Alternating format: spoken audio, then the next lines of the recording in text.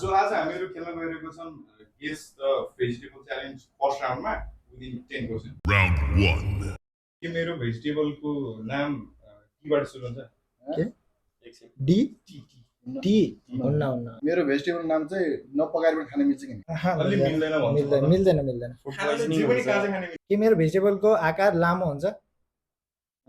मतलब पातलो हुन्छ लामो पातलो हैन लामो पातलो हुन्छ कि यो हुन्छ कि यस कि भने नो भनेको त अघि लामो पातलो हुन्छ कि यस यस यस यस लामो पातलो हुन्छ नि कि मेरो भेजिटेबल रुट टाइपमा उम्रिन्छ भन्नाले रुटबाट ठिक्कै माथि माथि रुट भन्दा माथि नै रुट भन्दा माथि मतलब कस्तो प्लान्ट भएर कोचो के सर्ट सर्ट हुन्छ तर कस्तो जमिन मुनि हुन्छ भने कि जमिन माथि हुन्छ यो सोध्न जमिन मुनि सर्ट मात्रै सोध्नु छोटो हुन्छ कि भने छोटो हुन्छ ल के मेरो भेजिटेबल हामीले डेली बेसिसमा सक्ने कन्ज्युम गर्छौँ? हैन कहिले कहिले कसैले त्यही नै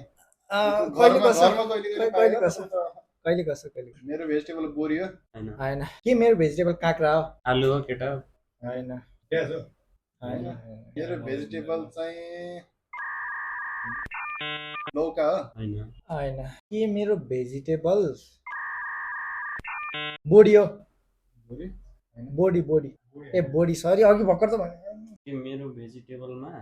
मेन खाने चिज बिन्स टाइपहरुको भिन्डी हो भिन्डी? हैन मेरो भेजिटेबल चाहिँ हल्का काण्डे हल्का भारी टाइपको हल्का ठुलो हैन गोलो हैन कि मेरो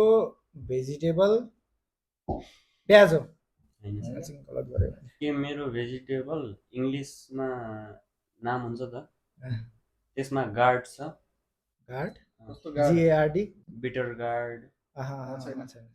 यस्तै टाइपको कन्टेन्टहरू हजुरलाई मनपर्छ भने फलो फर मोर